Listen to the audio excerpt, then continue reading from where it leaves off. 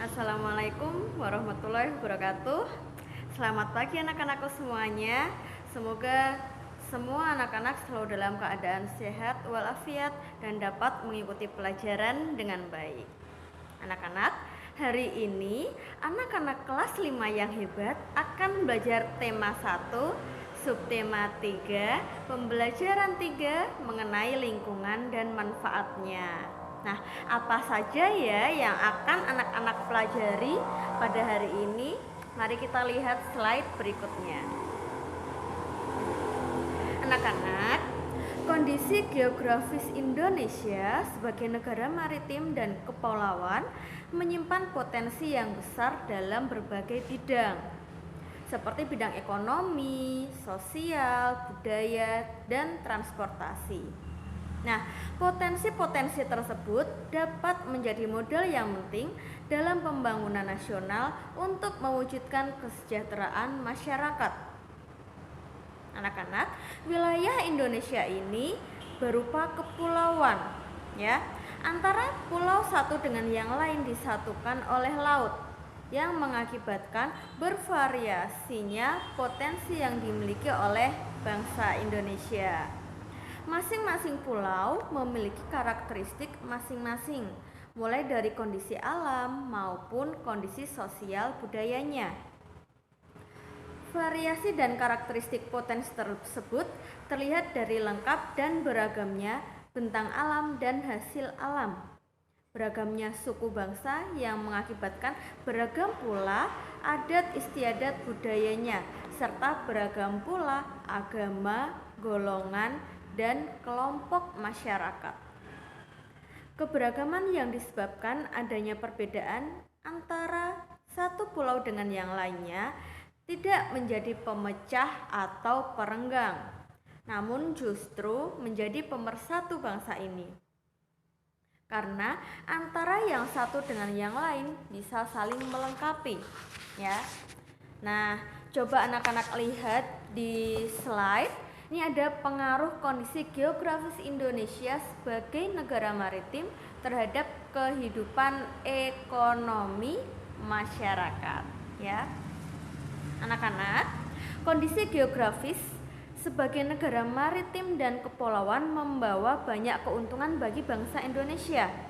Wilayah laut Indonesia yang sangat luas itu telah diakui secara internasional sebagai negara maritim dan ditetapkan dalam UNCLOS pada tahun 1982.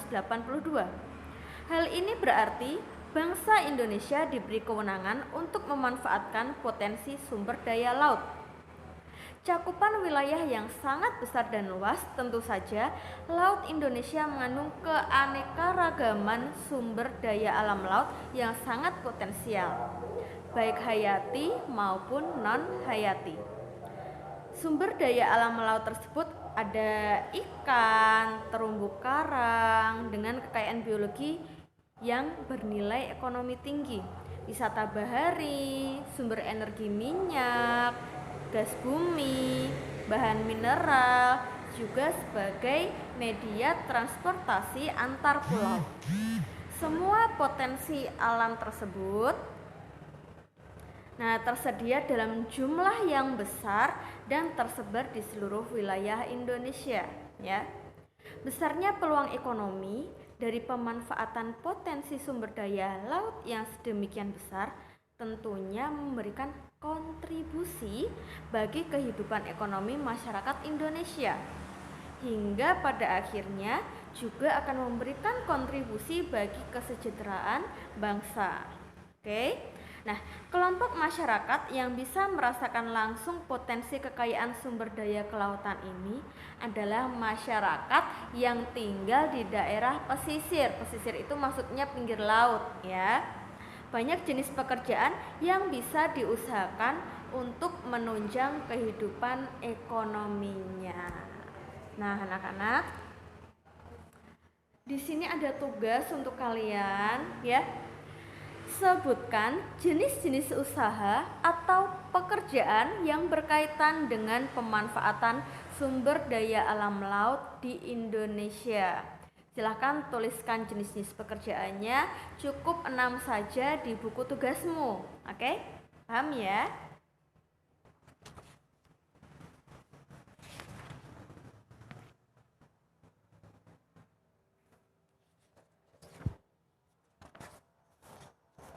Nah, pengaruh kondisi geografis Indonesia sebagai negara maritim terhadap kehidupan sosial. Sekarang kehidupan sosial. Sebagai negara maritim yang berada di antara benua Australia dan Asia, membawa pengaruh terhadap kehidupan sosial. Hal ini bisa terjadi karena posisi tersebut menyebabkan Indonesia menjadi jalur perdagangan dunia, ya. Mau tidak mau akan banyak pedagang dari berbagai negara yang melewati atau mampir ke Indonesia. Nah, pedagang-pedagang itu tentu saja memiliki latar belakang yang berbeda-beda. Nah, pedagang itu pun ada yang hanya mampir atau bahkan sebagian menetap di Indonesia dan ikut serta membawa adat budaya dari negara asalnya. Nah, lambat laun nih anak-anak, adat budaya yang dibawa tersebut akan berbaur, bercampur, dan melebur dengan budaya atau adat asli Indonesia. Oke ya. Berikut adalah beberapa dampak yang diakibatkan oleh letak dan kondisi geografis bangsa Indonesia sebagai negara maritim dan kepulauan. Yang pertama adalah komunikasi dan interaksi antar penduduk menjadi lebih mudah, baik antar warga Indonesia maupun orang Indonesia dengan warga asing. Hal ini didukung adanya kemajuan teknologi di bidang pelayaran antar pulau dan antar negara. Lalu yang kedua, terjadinya pembauran, pencampuran atau peleburan nilai-nilai antar pulau atau antar negara. Misal dari bahasa yang bercampur-campur, mungkin ada dari Arab campur dengan bahasa Indonesia atau dari Inggris masuk ke Indonesia, seperti itu ya. Lalu ketiga, munculnya perkampungan-perkampungan etnis tertentu seperti pecinan. Nah, itu isinya keturunan-keturunan dari Cina ya, atau kampung Arab, karena memang di dalam kampung itu banyak sekali orang-orang keturunan Arab. Lalu empat, terjadinya perubahan perilaku masyarakat karena pengaruh masuknya pola dan nilai perilaku dari pulau, daerah maupun negara lain. Yang kelima, terjadinya perpindahan ilmu, pengetahuan, dan teknologi. Oke.